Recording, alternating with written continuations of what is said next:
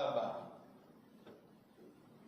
Hii ni alama kuu ya imani ya Kikristo na ya wokovu.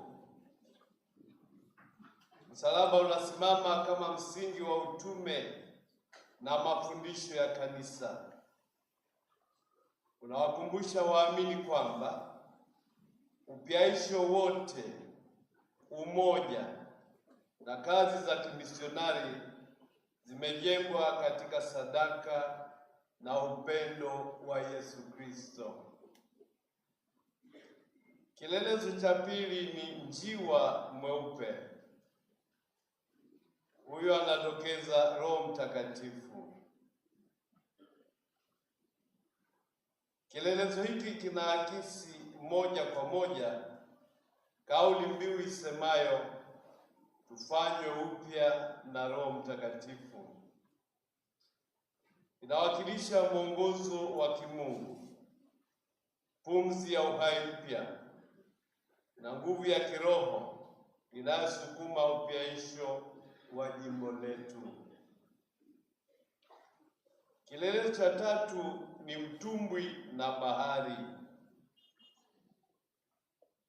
Hivi vinawakilisha chombo cha Petro ambacho ni kanisa.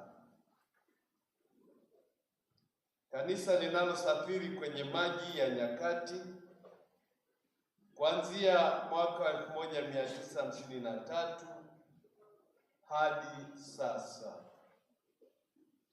Pia tunatoa heshima kwa wamisionari wa mwanzo waliowasili kwa njia ya bahari kutuletea Injili pwani. Kielelezo cha tatu na cha nne ni mnazi. Mnazi unahusiana sana na utamaduni na mandhari ya Dar es Salaam. Kiroho, mnazi unawakilisha kanisa lenye mizizi imara linalostahimili dhoruba na upepo na linaloendelea kuzaa matunda mema kwa watu wake. Kielelezo cha tano ni familia ya Mungu, yaani watu wanaowakilisha makleri, watawa wa kike na wa kiume na walei walioungana kama kanisa moja mahalia. Uwepo kwao kunasisitiza umoja, ushirika na safari ya pamoja ya imani kwa kipindi cha miaka 75 iliyopita na kuelekea siku zijazo. Kielelezo cha sita ni nyota 12. Kwenye nembo hii pia zipo nyota 12 ambazo ni ishara ile kubwa iliyoonekana mbinguni, mwanamke aliyevikwa jua na mwezi chini ya miguu yake na akiwa amevaa taji ya nyota 12 juu ya kichwa chake.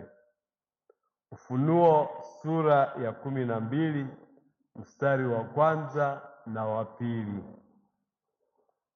Kielelezo cha 7 na cha mwisho ni mtende, tawi la mtende. Tawi la mtende lililopo upande wa kulia wa nembo linainjilisha habari za shangwe ya Jubilei kama ile shangwe ya Jumapili ya Matawi ambayo huwa inaashiria mwanzo wa lile juma kuu la safari ya ukombozi wetu, ukombozi wa ulimwengu.